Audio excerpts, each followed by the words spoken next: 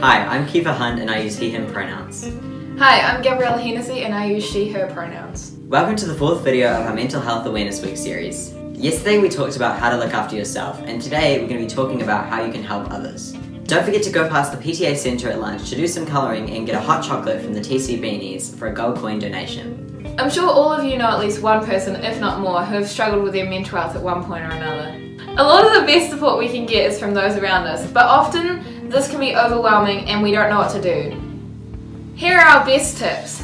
Check up on your friends regularly and ask them how they're doing. This can go a long way and will make a much bigger difference than you may realise. Your friends will get to know that you care and that you're there to listen. If they do start struggling with their mental health, they'll probably feel safe coming to you and opening up about it. This also helps you know what's going on with your friends and whether or not you may need to provide some extra support. Include and invite your friends to things. This is so important.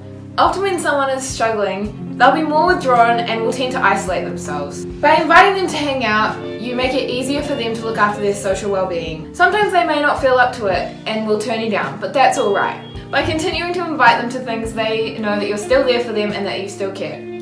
Ask your friends what they need. We're not mind readers, so sometimes we don't quite know what to do to help our friends. We may be tempted to start giving them a bunch of advice to solve their problems, but they just need someone to listen and be there for them. Everyone is different and will need different things at different times, so don't be afraid to ask them.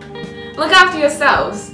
We are in the best positions to help others when we're doing well ourselves. We are all on our own journeys, and although we don't have to be perfect to help someone else, we can't try to support someone else at the expense of our own mental health.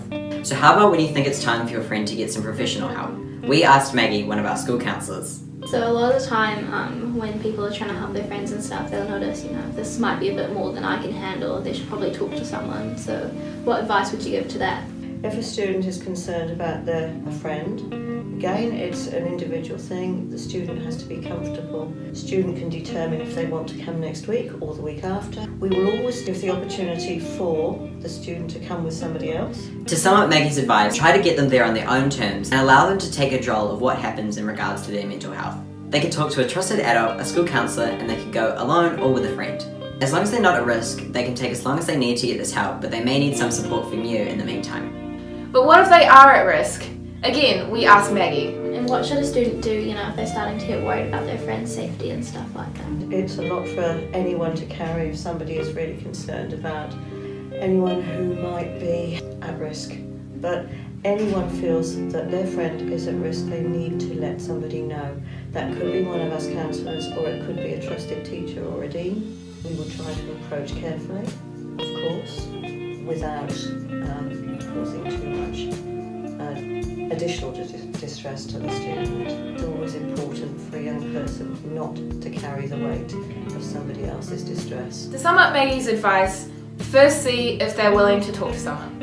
If they're not, immediately go to a trusted adult, such as a teacher or one of the school counsellors. But be sure to tell your friend you're doing this. You are never betraying their trust, just keeping them safe. In conclusion, there are lots of things that you can do to support your friends. If everyone makes an effort to reach out to their friends, we build a strong community and support system for everyone involved. However, while there are small things you can do for your friends, be sure to reach out if you are concerned about their safety. Today's whakatauaki is Mori tu, Mori ora. An active soul for your well-being.